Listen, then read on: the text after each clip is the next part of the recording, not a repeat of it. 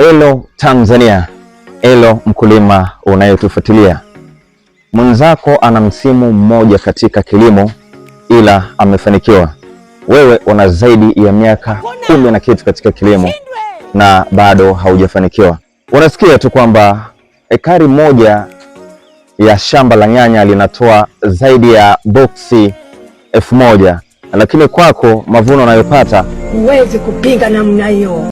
Ardhi yako ilikuwa ni nzuri kulikweli ulivyoanza kufanya kilimo, umelimia miaka kadhaa na ulifanikiwa kulikweli, lakini leo msuli tembo, matokeo sungura, tabulele la.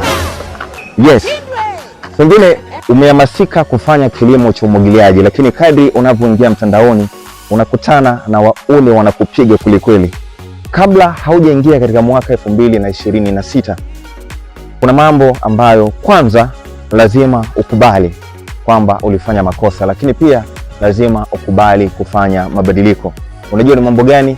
KSP Kilimo Smart Project tupo kwa ajili yako. Kuna mambo ya msingi ambayo yanaenda kukupa mwanga katika kilimo utakachoenda kufanya katika mwaka 2026. Mafanikio yako yapo mabegani mwetu. KSP Tanzania tupo kwa ajili yako. Unajua nini? Nifuate. Sasa ni vizuri ukafahamu changamoto ambazo kwa namna moja au nyingine zinakufanya ushindwe kufanikiwa katika kilimo. Changamoto ya kwanza ni kutokupata wataalamu sahihi. Sikatai, pengine uko na mtaalamu ambaye anasimamia miradi yako ya kilimo, lakini aidha changamoto mnazopitia zinatokana na kushindwa kupata uzoefu wa kutosha. Changamoto ya pili, umeshindwa kupata program nzuri au mwongozo mzuri wa kufanya kilimo. Unaweza kawa unatumia kila kitu au kawa na kila silaha, lakini usipokuwa na mpangilio mzuri wa kuweza kufanya zile silaha au zile inputs ziweze kuleta matokeo mazuri, still bado utapitia changamoto.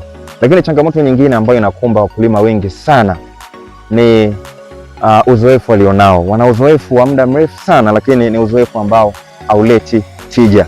Kubali kupokea ushauri, kubali kupokea teknolojia mpya inapokujia. KSP tunakupa ushauri. Karibu tuanze mwaka kwa pamoja, tuanze bega kwa bega.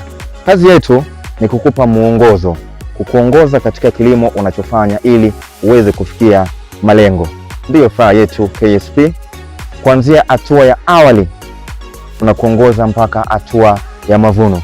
Lengo ni ili uweze kufanikiwa kupata mavuno mengi na mavuno bora.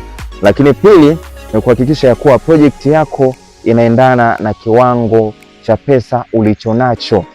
Budget evaluation. Hakikisha kwamba project yako inaendana na mtaji ulionao, kitu chochote kisizidi. Lakini mwisho wa siku tunakufanya uweze kujivunia mafanikio ya kilimo. Wapo wanaulia, lakini wapo ambao wamefanikiwa katika kilimo. Kwa huduma za kufunga mfumo umwagiliaji, KSP tunakufungia kwa gharama nafuu kabisa. Lakini kwa huduma ya pembejeo, agricultural inputs na program zake, utafanyeje? KSP tuko hapa.